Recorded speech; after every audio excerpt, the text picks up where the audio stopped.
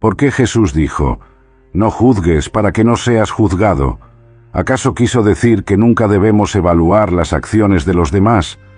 Entonces, ¿cómo lidiamos con el pecado en la Iglesia y en nuestras propias vidas? En este video exploraremos a profundidad las enseñanzas bíblicas sobre este tema crucial, ya que una comprensión incorrecta puede llevarnos ya sea a la hipocresía y dureza de corazón, o a la permisividad y falta de discernimiento espiritual. Al ahondar en los principios que Jesús y sus apóstoles nos dieron, descubriremos el equilibrio entre extender gracia y defender la verdad, y cómo hacerlo todo con humildad y amor. Para entender correctamente las palabras de Jesús en Mateo capítulo 7, versículo 1, «No juzguéis, para que no seáis juzgados», debemos ver el contexto. Jesús no estaba prohibiendo todo tipo de juicio o evaluación, sino una actitud hipócrita y despiadada al señalar las faltas de los demás. Esto se evidencia en los siguientes versículos. Primeramente, no nos corresponde juzgar los motivos internos y las intenciones del corazón que solo Dios puede ver, como lo aclara Pablo en su primera carta a los Corintios, capítulo 4, versículo 5. También debemos cuidarnos de no juzgar por las meras apariencias externas, ya que pueden ser engañosas. Además, Jesús advierte en Mateo 7, versículo 2, que seremos juzgados con la misma medida y severidad que aplicamos a otros. Si somos duros e implacables al destacar las fallas ajenas, Dios nos evaluará con el mismo rigor. Pero si somos compasivos y perdonadores, recibiremos misericordia. Por lo tanto, el enfoque no debe estar en condenar a otros con actitud de superioridad, sino en examinarnos humildemente a nosotros mismos a la luz de la palabra de Dios. Solo así podremos ser instrumentos de restauración en la vida de nuestros hermanos. Para ilustrar el problema del juicio hipócrita, Jesús utiliza en Mateo capítulo 7, versículos 3 a 5, la metáfora de la paja y la viga. Nos pregunta, ¿por qué miras la paja que está en el ojo de tu hermano y no echas de ver la viga que está en tu propio ojo? Con esta comparación gráfica, Jesús confronta nuestra tendencia a enfocarnos en las faltas menores o pajas en la vida de otros, mientras ignoramos o minimizamos nuestros propios pecados enormes, que son como una viga en nuestro ojo. Es absurdo y presuntuoso de nuestra parte querer corregir a alguien por un pequeño error, cuando nosotros estamos viviendo en serias transgresiones contra Dios. Por eso el Señor nos llama hipócritas, cuando intentamos sacar la paja del ojo ajeno, sin antes lidiar con la viga en el nuestro. El mandamiento es claro: saca primero la viga de tu propio ojo, y entonces verás bien para sacar la paja del ojo de tu hermano.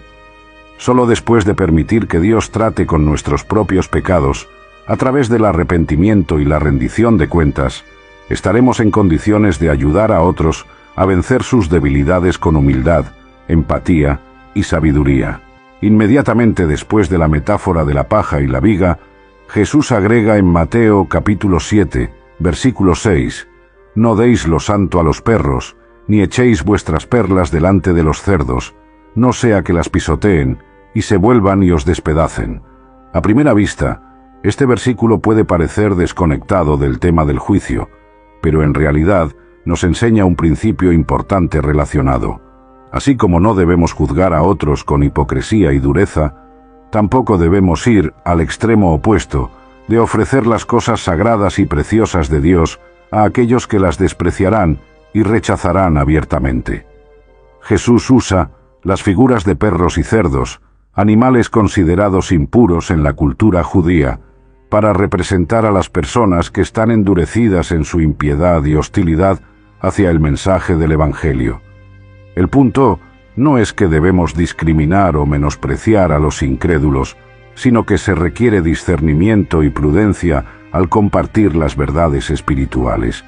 No se trata de juzgar el corazón o el destino eterno de nadie, algo que solo Dios puede hacer, sino de ser sabios en cómo y cuándo presentar el mensaje de Cristo, para no exponerlo al ridículo ni poner en riesgo innecesario a los creyentes. Como lo expresa Proverbios capítulo 26, versículo 4, «Nunca respondas al necio de acuerdo con su necedad, para que no seas tú también como él. Habiendo visto lo que Jesús enseñó sobre los juicios incorrectos, consideremos ahora las maneras apropiadas de juzgar como cristianos según las Escrituras. Primero, debemos juzgar con justo juicio basado en hechos, no en apariencias superficiales. Jesús declaró en Juan capítulo 7, versículo 24, «No juzguéis según las apariencias, sino juzgad con justo juicio». Esto requiere buscar la verdad con integridad y basar nuestras evaluaciones en evidencia sólida y confiable, no en rumores, especulaciones o prejuicios.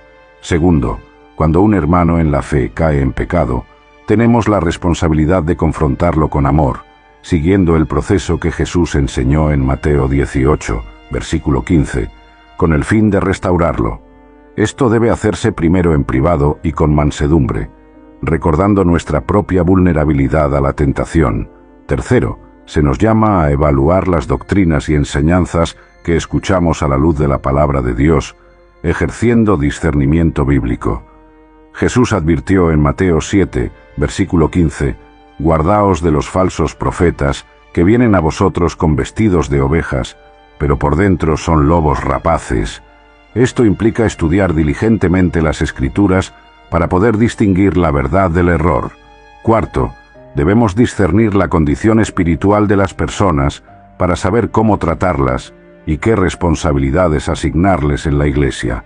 Primera de Tesalonicenses capítulo 5, versículo 14 nos instruye: «Amonestamos a los ociosos, alentamos a los de poco ánimo, sostenemos a los débiles y somos pacientes para con todos». Esto requiere observación cuidadosa, oración y la guía del Espíritu Santo. En resumen, se nos llama a juzgar con justicia, discernimiento bíblico, humildad y gracia, siempre con el propósito de edificar el cuerpo de Cristo y que todos crezcan a la madurez espiritual.